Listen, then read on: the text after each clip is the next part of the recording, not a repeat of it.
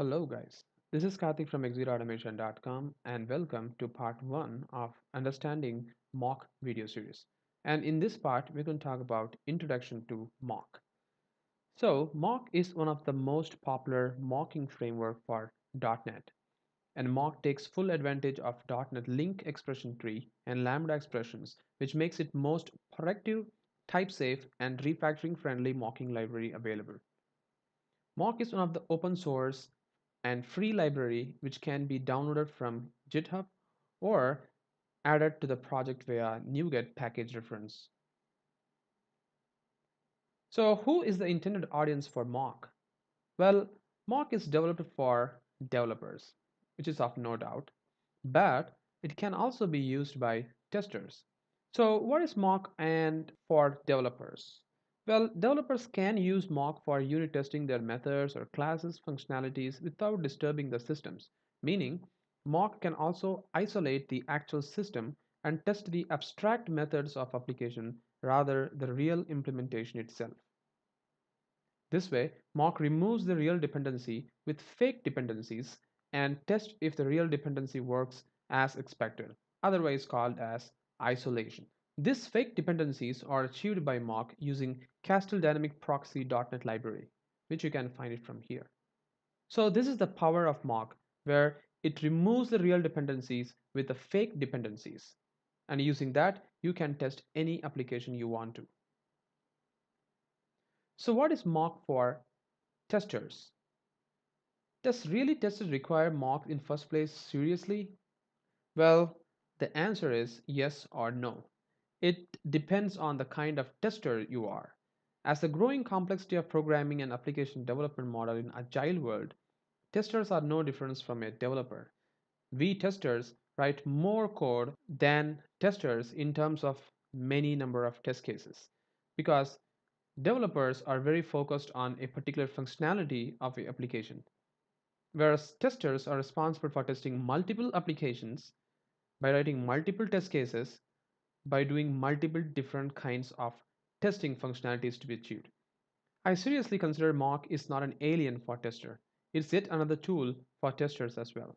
So mock is prudently used during integration testing by testers in many companies. Let's see a small tester's coding graph. Let's consider the way testers were and testers are with a quick graph based on their coding skills and or requirements in the current trend. Well, the graph looks something like this. Before automation was, there were only manual test engineers and they have very little programming skill. And it comes under this, the before automation, where the programming skill required is just 0.1%, not more than that. But while the QTP era started, while record and playback coding descriptive programmings were started, then testers were about to write some scripting programming languages, something like VBScript or JavaScripts. Well, they don't do much programming, but still they were writing some kind of descriptive programmings to do things and achieve the functionality. Well, VBScript is still a powerful programming language, while Selenium is started with Java, and due to its language bindings in WebDriver, a lot of other programmers started to create their own libraries for Selenium, and now testers were asked to do testing on any different kinds of programming languages, whichever the company is currently developing or the application is being built. Again, this is yet another challenge for a tester or a QA where he or she may be familiar with Java in their previous company, but suddenly in a new company, they will be using ASP.NET as their application development platform. So they were forced to do C sharp programming. If some companies is using PHP or some kind of open source language for developing their application, then they were forced to use Ruby or Python for testing or developing their code. So this is again yet another challenge for testers. So that's why I'm saying testers are no different from developers. So again, in the Selenium era, the programming is still improved.